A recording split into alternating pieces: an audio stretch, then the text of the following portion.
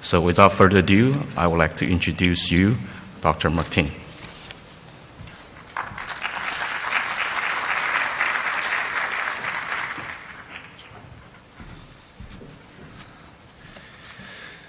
Ladies and gentlemen, first of all, thank you very much for this very warm introduction.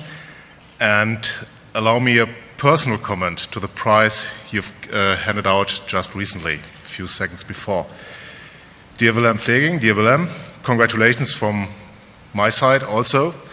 What most of you maybe do not know is we were former colleagues during university time, and we both studied at the Technical University in Aachen and worked together in one working group. And Willem, I'm very proud for you on this prize. Congratulations again. It's an applause.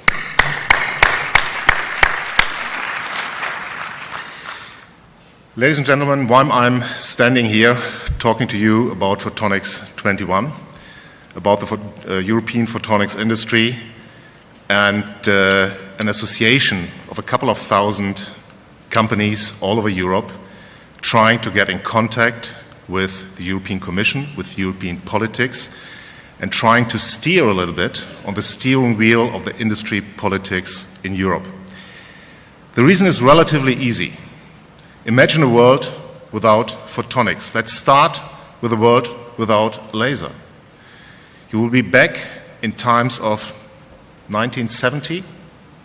At this point in time, a little bit more than half of the population of the world of today existed. Lifetime was shorter, just 45 years ago. So photonics helped us, laser technology helped us in many aspects of our daily life. And if you're talking about photonics in general, if photonics wouldn't exist, including optics, nothing would exist. We would be somewhere in a time frame between the Middle Age and the pre-industrial time. Do we want to go back to that? No. Do we have the awareness from politics, but also from society for what we do? Partly yes, partly not. And for this partly not, Photonics21 was founded in Europe. We all know where this dynamic from our industry comes from.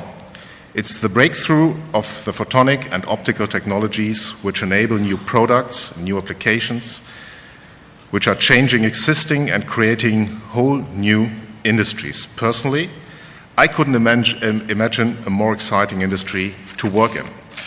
And for myself, I'm working in this industry, as you heard before, since my university time.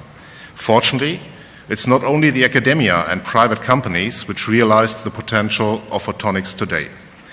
Now it also starts to be politicians who understand and try to understand that the developments in this technology will result in a higher standard of living through improved medical treatments, higher efficiencies, energy production and energy usage, faster communication, or as simple as it is, fancy-looking TV screens and mobile phones.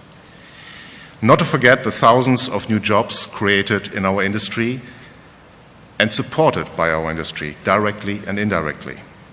Before I start explaining how Photonics21 creates awareness of photonics and cooperates with political institutions, let me give you a brief overview about what Photonics21 is and how we work. Next slide, please. So it's about Photonics21, our mission, and our members. You all know how heterogeneous the photonics landscape in terms of technologies, companies, and research institutions is. There are not just big players like in the automotive industry. There are no dominating countries, no single technologies. Therefore, to join forces between companies and institutions and to create awareness of photonics on a political level, Photonics21 was founded in 2005.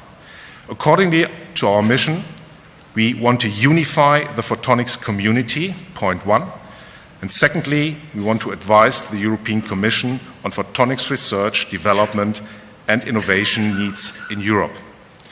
Today, Photonics21 has around 2,000 personal members who represents more than 1,000 affiliations, hence companies or research institutes.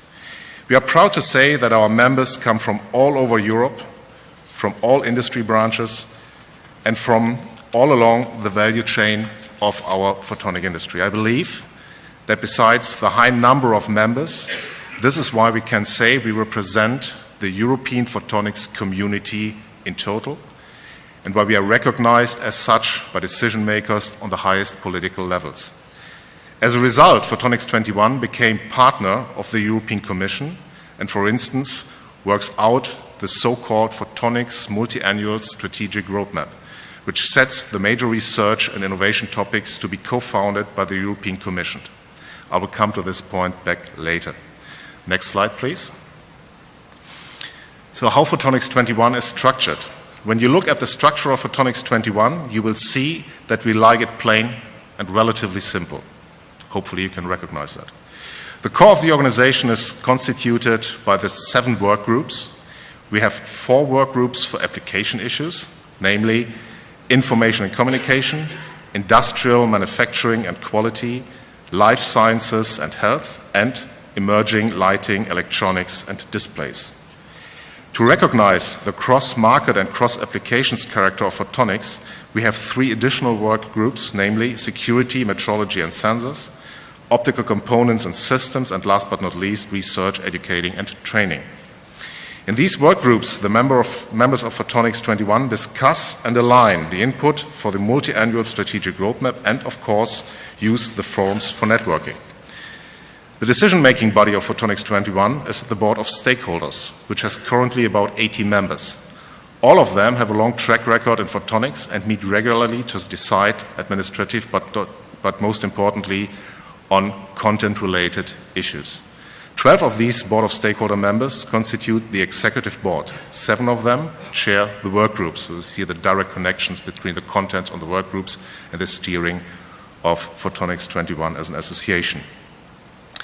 In addition, there is a Photonics21 Secretariat run by the German Industry Association VDI, which takes care of the administrative tasks.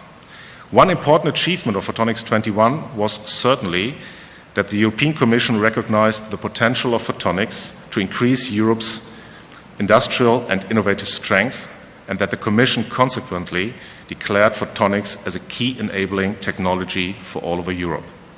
Therewith, photonics enjoyed a higher visibility and a higher priority on a political level, what of course has also an effect when it comes to funding of research and innovation activities. Let me give you some facts and figures about the European photonics market and the industry as context of the further presentation. Next slide, please. The photonics industry in Europe consists of more than 5,000 companies, most of them small and medium-sized enterprises. They employ around about 300,000 people directly.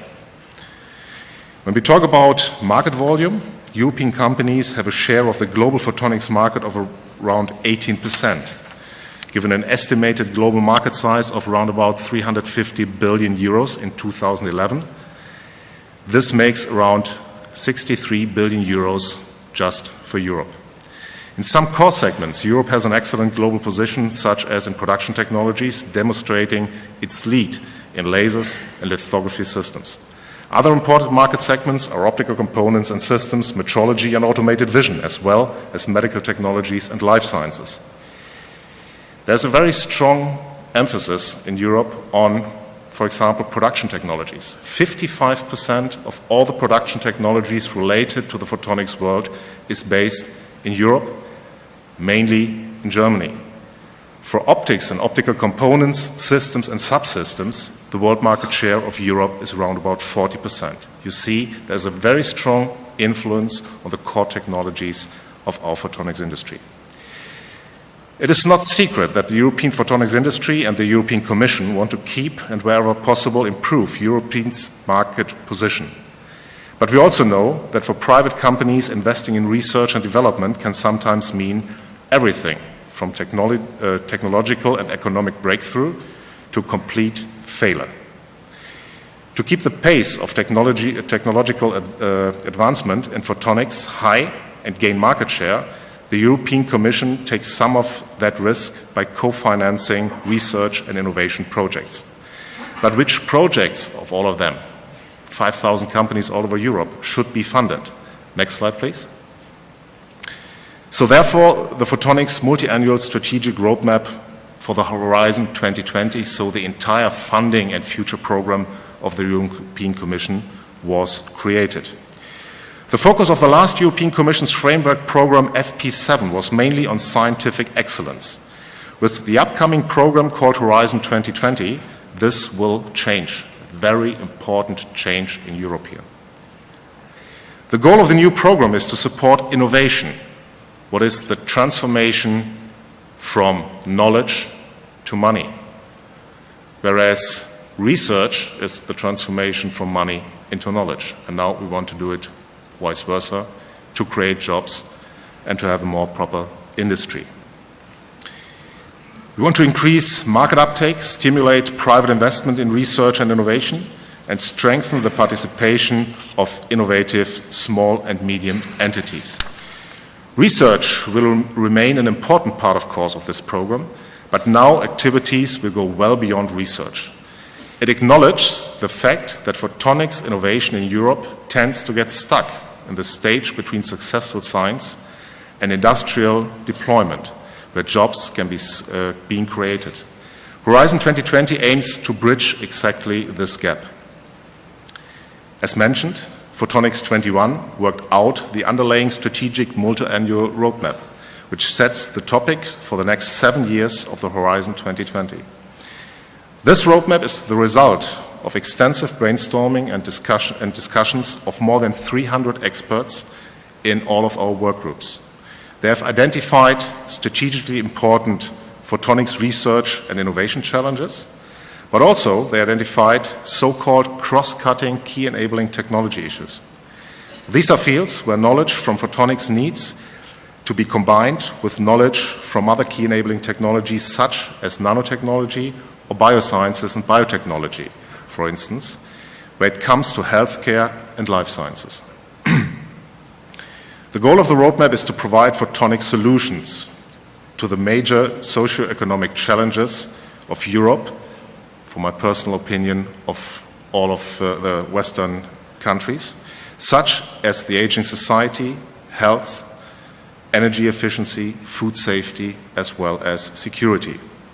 As you can imagine, in a field as broad as photonics, with the contribution of such a high number of experts, it is difficult to come up with a short list of topics, which, however, is needed if you want to focus resources to create a real impact.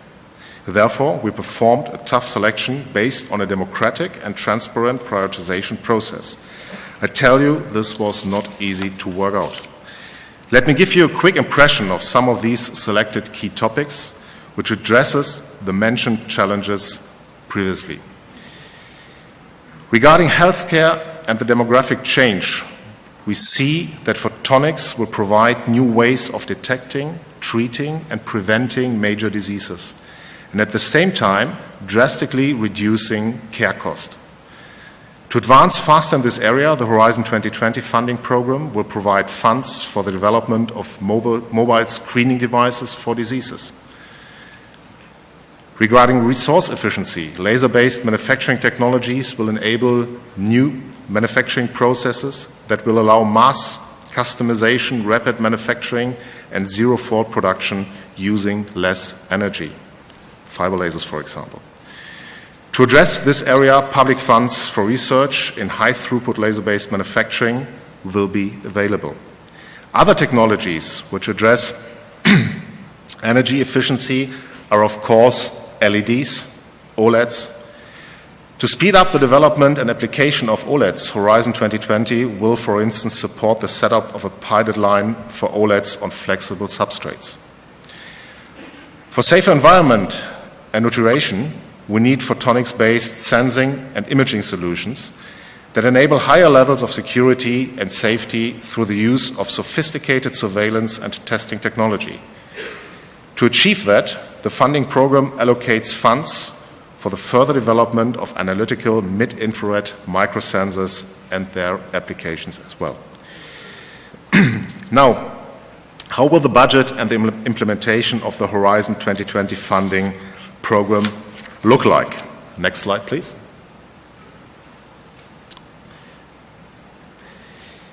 We want to implement something what is called a public-private partnership between the photonics companies and the European Commission within Horizon 2020. That's the headline. The basis of the cooperation within Horizon 2020 is public-private partnership structures between the European Commission and the whole, and this is important, the whole European photonics industry. In this PPP, the private side commits to leverage the public funds by the factor of 4. The expected funding for the PPP will likely be in the area of 700 million euros. So all in all, including the funding from industry, you will have round about 3 billion euros, maybe even a little bit more. And this for the whole duration of 7 years. Also, this is more than it was in the past.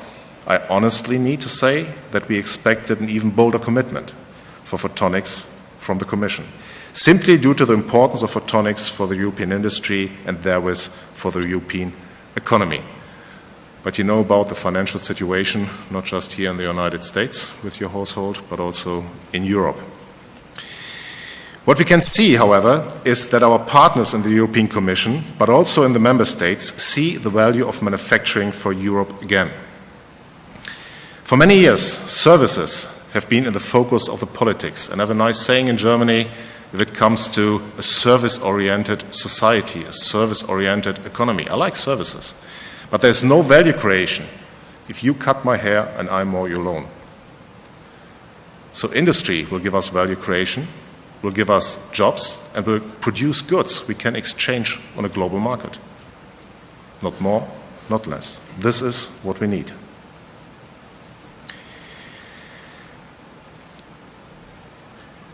There's a mind change now, what you can also see in the fact that Horizon 2020 has a strong focus on innovation activities instead of research and development. This policy shift, however, has to go hand in hand with further reforms and deregulation in the European labor markets and social systems to make Europe a more attractive location for manufacturing industries and investments.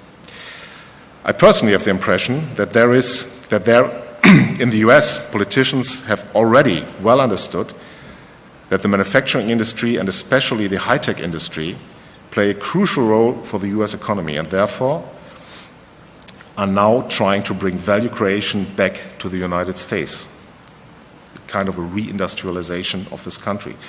This is not only because the jobs and value creation of the industry itself, but also due to the numerous positive side effects to other sectors of the economy. And due to its cross-sectoral characteristics, this is something what is especially true for photonics. Just think about the major technological trends of the last 1 or 2 decades, and you realize power and dynamic of photonics and how it influences and pushes forward other industry sectors. Let's take the development of optical data storage and transmission where CDs replaced magnetic tapes and where now high-speed data traffic based on optical data transportation and cloud computing will make local data storage more and more obsolete. It just worked on the basis of optical data. Let's take the rise of digital photography and filming, which put a whole industry upside down. The old players are dead, new ones popped up. The same is true for LED displays and LED lighting, and it will be true in the future for OLEDs. Last but not least, think about laser manufacturing or lithography, which stand for more energy efficient, faster and more flexible production processes, and beyond that, enable new products and applications as well. With these simple examples, you can make almost anyone understand how much photonics improve our daily life and how influential and important it is for many other industries because it replaces existing technology and because it opens up completely new opportunities. It can change the landscape of the world's industry. However, photonics is too complex, too diverse, and too challenging to be successfully driven just by one nation, just by one company, or just by one institution. And therefore, we need to work together across technologies and applications and across organizations and borders if you want to further use the potential of photonics and make the century of the photon happen. And you remember all this harnessing light study, where the prognosis was made at the end of the last century that the 21st century will become the century of the photon, substituting in many aspects the electron. This is actually becoming true. And the more we are in the second decade now of this 21st century, we see this transformation process, and we can be part of it or even not. If we are not part of it, it will be driven by other ones, by other nations, by other regions of the world. In this context, I would like to mention that we follow with great interest the National Photonics Initiative in the United States. Strong photonics communities in Europe and in the United States offer unmet potential for cooperation in areas where we can mutually benefit. I'm personally convinced that this will be key to our joint success. Ladies and gentlemen, thank you for your attention.